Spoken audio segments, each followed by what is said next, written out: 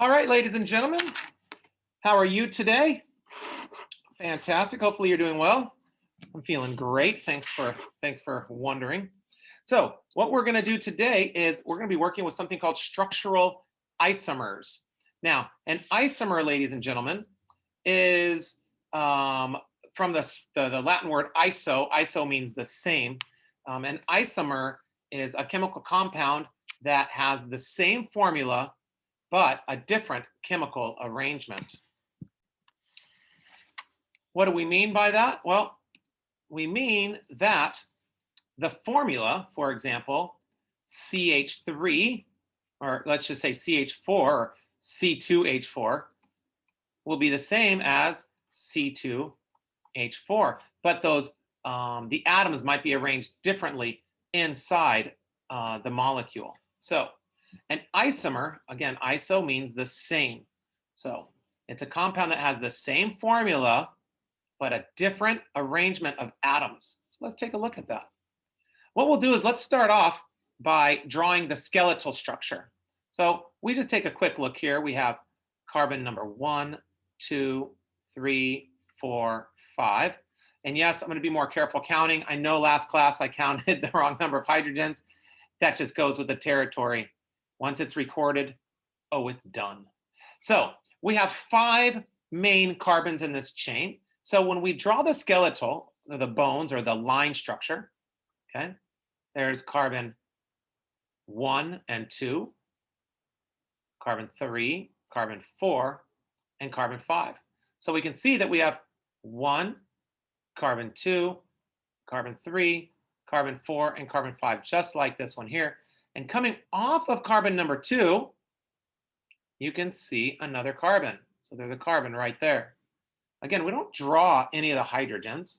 The reason that we draw the line or skeleton structure is so that we can see the shapes and things a little bit easier. This one here, we have 1, 2, 3, 4, 5. So let's draw our 1, 2, 3, 4, 5. Okay, so here we have our, that's really not a good drawing. Let's try that again.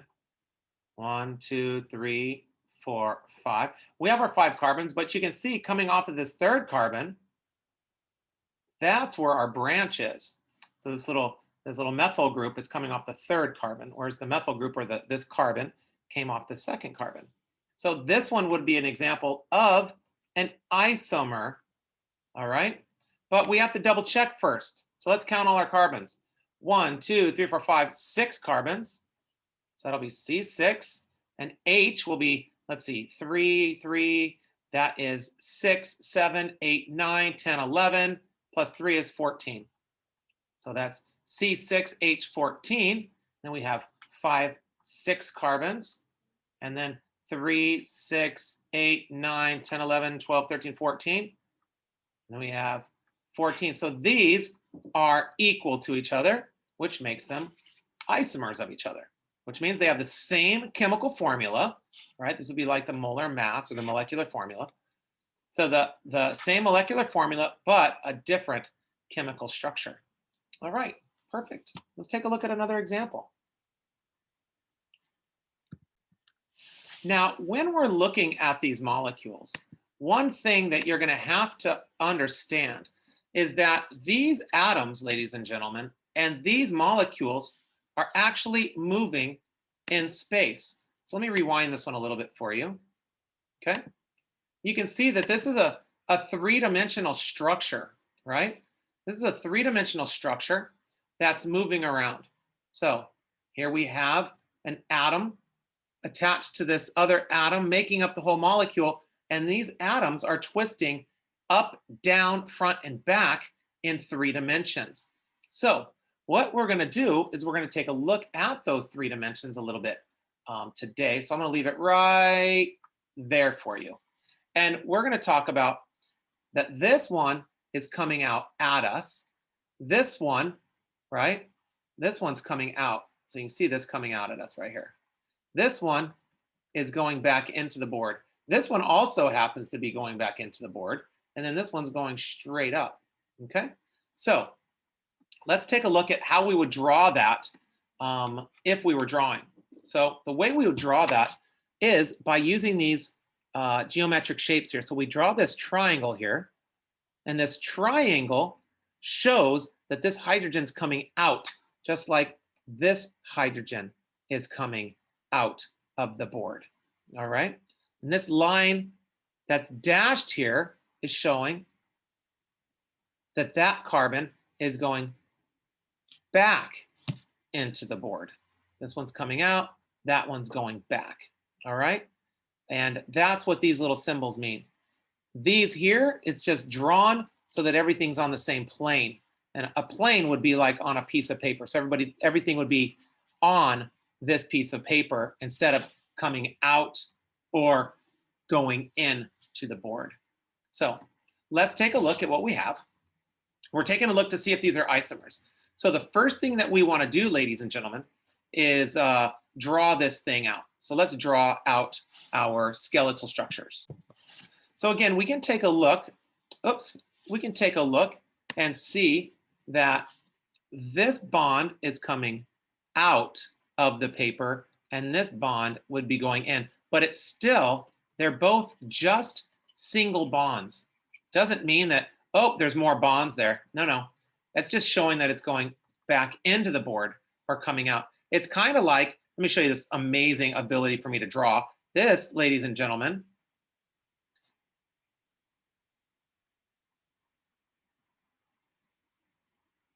you're probably trying to figure this out. This is a road going back towards a sunset. And you notice that this road is coming out into us. And the way that we show perspective in drawing is by using this triangle shape, saying it's smaller back here, it's bigger here, this must be close to us. There's our little tiny trees. Trees are getting bigger. And then by the time you get over here, the trees are super big. I guess it's a person, it's not even a tree. All right, so you guys see how that works? So let's draw this skeletal shape. So we have carbon 1, carbon 2, carbon 3, and carbon 4. So we just draw it. 1, 2, 3, 4. Done.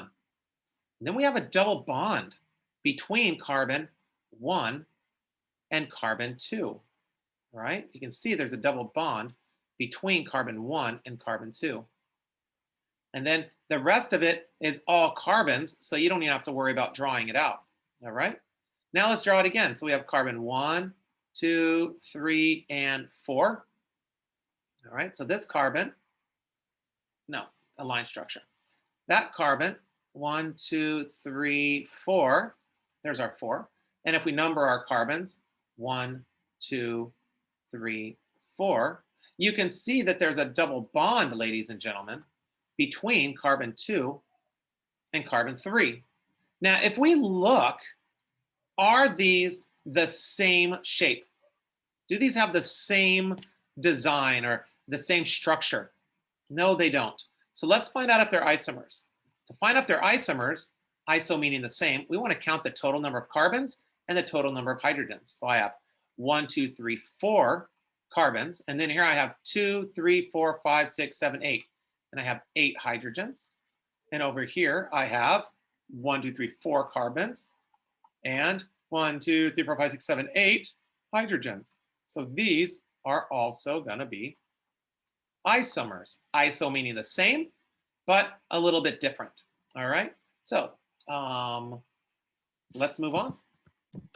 So what I'm going to talk to you about again right now is how these compounds rotate. So these molecules are going to sit and rotate on each other.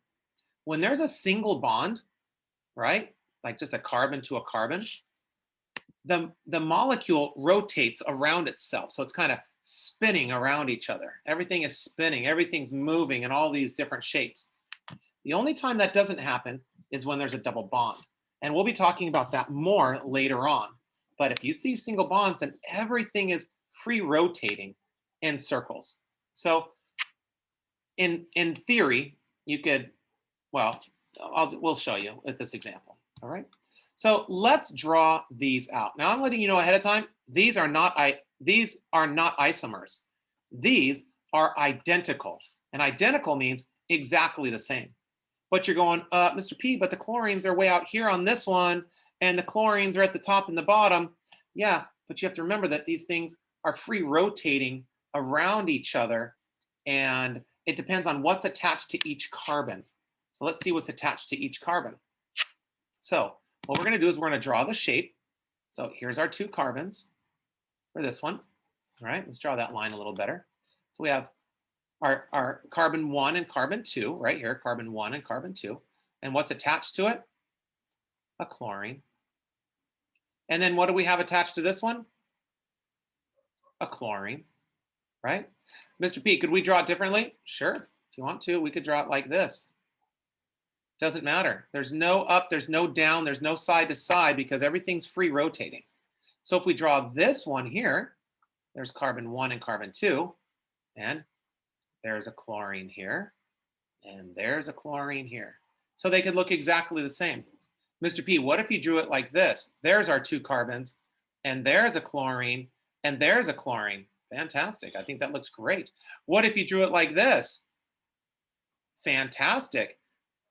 The whole purpose of drawing this is to say, hey, look, there's our carbons, and attached to each of those carbons is a chlorine. All right. And these points right here, since there's a single bond, these things are rotating around each other. And I will have a visual, but I just don't want to take up all your time. So you can see that these are actually exactly the same. These are identical, right? Because you have C2, H4, Cl2. And over here you have C2, H4, Cl2. And they're the same, all right? Those will be tough for some students, but drawing them out should help a lot. So let's take a look at the next example. It says draw the skeletal structures and then determine if they are identical. Stress structural isomers, which means they're the same. I just refer to them as isomers. There's millions of different types of isomers, but we're only going to really be talking about structural isomers, or find out if they're different compounds. So let's draw the structure. So we have carbon 1 to carbon 2. So there's carbon 1, there's carbon 2. And attached to carbon 2, you have a nitrogen. So we'll draw another bond. And then we have to draw in these hydrogens since they're attached to a nitrogen and not carbons. We don't ever draw the carbons. We just know they're there, right? So this would be what the first one looks like. And then this, let's draw the second one. You'd have a oops, I almost drew a carbon, sorry. You have a carbon attached to a nitrogen attached to another carbon, right? We just don't draw a straight line. Let me draw that at an angle for us. So there's your bond coming to a nitrogen and then another carbon. Now, let's add everything up, all right? Now, if you take a look very quickly, see this nitrogen has a hydrogen attached? I have to show that, okay? You can draw a bond or you can just put the nitrogen next to it. So let's add everything up. Let's see, we have 1, 2 carbons and 1, 2 carbons. So we'd have C2 and C2. And then you always draw the hydrogens next. So then you'd have 3 hydrogens, 4, 5, 6, 7. And 3, 6, 7. And then 1 nitrogen. So on this one, you can say, yep, these are the same compound, so they can be either identical or structural isomers, but you can see that the shape is different. So those are going to be structural isomers. So this will be the correct answer for this one. All right, so we have 2 more examples. So let's take a quick look. So first thing we're going to do is draw the skeleton structure. So let's draw the skeleton. We have 1, 2, 3 carbons. So here we go. Oops, I drew a dot there by accident. 1, 2, 3 carbons. So there's carbon 1, carbon 2, and carbon 3. There's carbon 1, carbon 2, and carbon 3.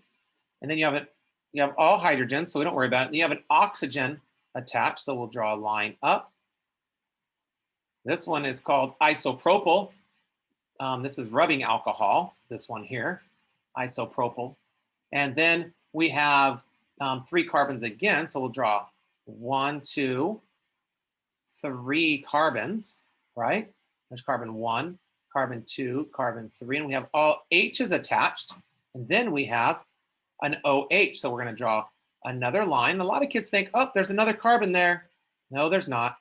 There's just an OH. So that would be carbon 1, 2, 3 with an OH. So let's add everything up. Let's see, you have 3 carbons. So that's C3, 1, 2, 3, 4, 5, 6, 7, 8. We have 8 hydrogens and 1 oxygen. Let's do it over here. 1, 2, 3. How many hydrogens? 1, 2, 3, 4, 5, 6, 7, 8. And how many oxygens? 1. Now, you don't have to put the 1 right there. And I suggest against you putting that 1. It's like saying 1x. You just know what the answer is. So there it is. One more example, kids. Okay, and then let's quickly look at this one. Let's draw them out. This is very similar. We have our 3 carbons. 1, 2, 3 carbons. This one has our 1, 2, 3 carbons, right? On the center carbon, 1, 2, 3, you have an oxygen. There's an OH. And on this one over here, you have a fluorine. And just looking at this right away, you don't even have to look at this compound. This one has no oxygen. This one has no, well, it has a fluorine, but this one has no oxygen. And they have a different number of hydrogens. This one has 7 hydrogens. This one has 7 hydrogens. Oh, I guess the only difference is that this one doesn't have an oxygen. Well done. So you just know right away, boom, these are completely different compounds. So what I want to do quickly is take you on another little journey and just review from last class. Some kids are struggling a little bit. So let me do a quick review. All right, ladies and gentlemen. So what we're going to do, we're going to draw this out very quickly. So I'm going to draw this compound here. Let's just take a little quiz. All right. So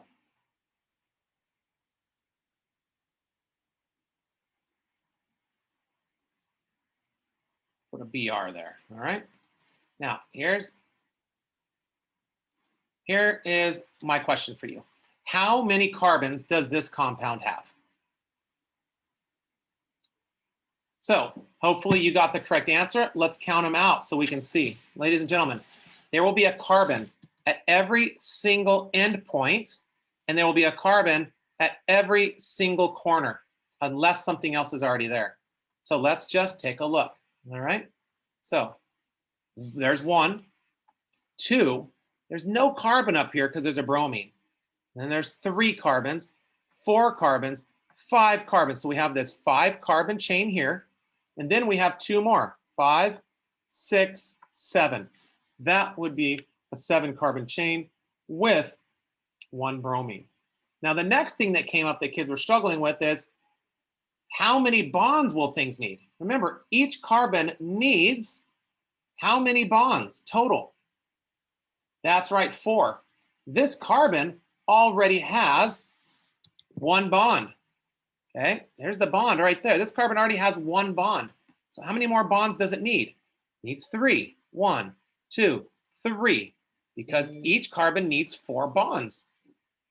This carbon here, right, we'll call this carbon number 2. This carbon number 2, ladies and gentlemen, has how many bonds right now? How many bonds does this carbon have right now? Well, let's see. It's got 1 bond, 2 bonds, 3 bonds, right? So how many more bonds does the carbon need to have 4? That's right, it just needs 1. This carbon number here, we'll call this one carbon number 3, right now has how many bonds? That's right, this carbon has 2 bonds. There's 1 bond, and then it's connected to this one as well. There's another bond there. So how many more bonds does this carbon need? That's right, 2. And it goes on and on. So you just have to sit there and look and count to figure out how much of everything we need. If you do have any questions, I'll be sitting here with you today. Good luck on your structural isomers. And I'll be here to help you out with whatever you need. So have a good day.